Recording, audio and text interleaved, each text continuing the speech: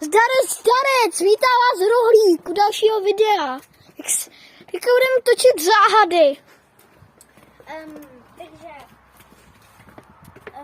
abych vám trošku upřesnil, co se v tomhle videu bude dít, když já to upřesním už v pozdější fázi videa, ale budeme rozkoumávat opuštěný dům z dálky.